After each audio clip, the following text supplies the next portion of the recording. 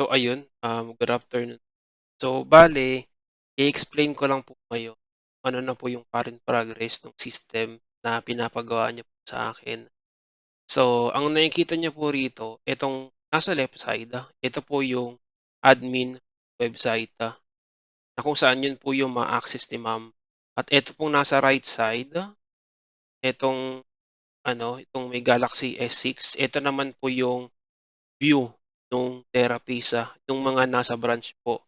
Na kung saan dito rin sila mag-a-access para sa kanilang mga sessions and attendance.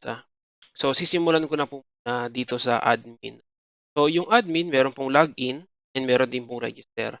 Yung register later ko na lang po i-explain para at least magkaroon ng maayos na flow. So balik muna tayo sa login. So sa login, pasok lang po kayo, lagay niyo lang yung account ninyo, account username and password. 'Yan. Pagka-login, ito po yung, bubungad. Meron kayong menu for the attendance, yung master file for the positions and branches at yung accounts. Meron din pong profile. So, yung sa attendance skip na po muna natin 'to kasi huli ko po siyang gagawin gawa ng kailangan po ng data for the time in and time out ng mga therapies, na siya magiging reports. Ito po yung last time na napag-usapan natin na naka-tabular na magiging details po siya na per month, gano'n po at branch. So, 'pag natapos ko na po siguro yung sa mobile, dun na lang po siya, magagawa din. So, skip na lang po muna natin yung part. Sumunod po na ipapakita ko sa inyo is yung master file. So, bale meron po tayong dalawa, position at branches. So, unahin ko na lang po muna yung branches. Yung sa branches po is ito yung master file para sa pagke-create ng mga branch. So, for example, nagkaroon na kayo ng mga upcoming mga branches na later on magkakaroon din ng mga therapist po dun na na magke-create din ng account para makapag-login sa mga session nila. Dito niyo po ilalagay yung mga branch. So, gusto niyo po mag-create, click niyo lang yung button na create. Yan, lagay niyo lang branch name at saka yung address, or kapag gusto niyo po mag-edit, puwede niyo pong i-edit, existing. At kapag gusto niyo naman pong i-delete, puwede naman din, 'yan. So, kung ano po yung magiging bearing niyan, siyempre gagamitin po natin 'yan for filtering ng report and also sa assignment ng mga branches ay ng mga therapist po. So, mamaya papakita ko rin po yung example ng isang napaggamitan ng branches. Next naman din po is yung position. Position, ito rin po yung mga yung master file para sa mga position na kung saan magagamit po nung therapist kapag nag-create ng account at 'pag halimbawang magkakaroon na po tayo ng mga, future reports, na kakailanganin ng position, na dito na rin po natin siya gagawin. Gano'n din po puwede kayong mag-search, puwede rin kayong mag-create, and po puwede rin kayong mag-edit saka delete. So ayun naman po yung para sa master file. Sumunod is yung sa accounts. Yung sa accounts meron po siyang tatlong tab, admin, employees, at patients. So, skip ko na po muna 'tong admin. Mag-start muna tayo sa patient. Okay, sa patients. So, itong master file na po 'to, ito po yung kung saan i-input po ninyo lahat ng, mga pasyente na tini-train nung mga therapist ninyo sa lahat ng branch. Na kung saan 'pag halimbawang si therapist nag-login, hindi niya na po ita-type yung pangalan, naka-drop down na po kasi created na po siya. So, papaano po magke-create ng therapist, create niyo lang click niyo lang po yung create button, lagay niyo lang po yung pangalan nung patient, saan branch po siya naka-assign, yung pasyente na yon, and yung mobile number siguro for other, um, communication with the family or sa parents po niya. Email address optional na lang po siya. Kapag gusto niyo po mag-edit, for example, yung patient na yon from Calamba branch, ililipat niyo na lang siya ng Lucena kasi mas malapit daw po yun sabi ng parent, o puwede naman save changes.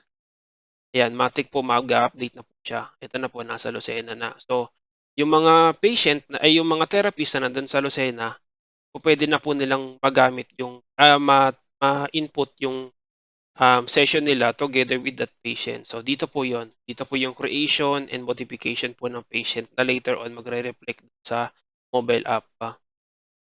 Sumunod ko naman pong i-explain yung employees, Yung employees, yun po yung napag-usapan natin last time for security purposes, hindi po automatically makakapag-login sa system after ng creation. So for example, sasabihin niyo na lang po sa bagong hired na therapist, ito po yung link, create po kayo ng account, then once na makapag-create na po kayo ng account, sabihan niyo lang po ako o yung admin.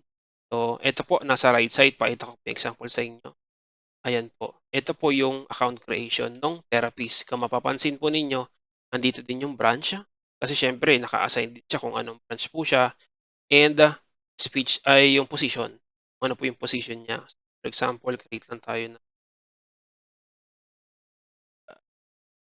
Denise mail.com, okey, mobile number, address, Kalamba na, ayan, Kalamba branch, na speech language, password, ayan. Error. So eto nagpapakita rin po siya ng error para at least alam din po nung therapist na nagke-create ng account kung saan siya may mali. So sabi daw invalid email, so check lang po natin. So yun pala, ah,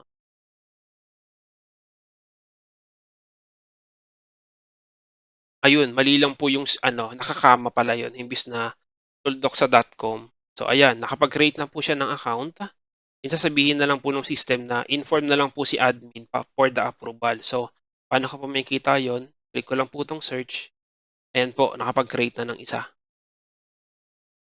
So kung paano ko po siya i-a-approve, ayan, click niyo lang po yung edit, lalabas na po. Pupuwede niyo pa rin po ma-click yung assign branch saka position 'pag halimbawang bago na yung position nung employee o kaya nalipat siya ng branch, puwedeng-puwede niyong ma-modify. Tapos para ma-access na po niya yung application, click niyo lang po yung approve. Pagka-click po niya ng approve, save changes, ayan, updated na po siya, makakapag-login na po si Venice. So, ayun po. Yung sa admin, later ko na lang po 'yan, i-explain. So, tapos na po muna tayo currently sa ay hindi, ano po pala, profile pa. So, yung sa profile siyempre, ito po yung account details ng admin. Kung gusto niya po mag-change password, go lang din po. And upload profile, gagawin ko po siya soon. Isasama ko na lang sa mga next progress po.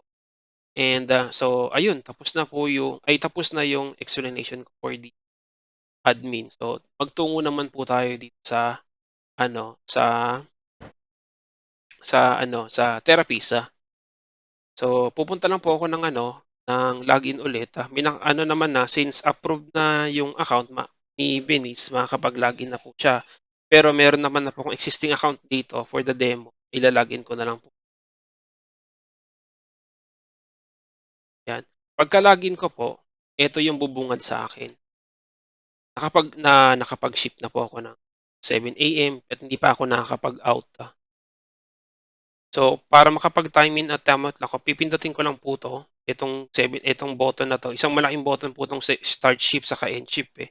'Pag pinindot po 'yan makakapag-start na siya ng shift, makakapag-end na rin siya ng shift. Yun po yung for the regular shift niya sa attendance. And eto naman sa menu, ayan, change password, view my profile, then sign out. Yan lang naman po yung access dun sa menu.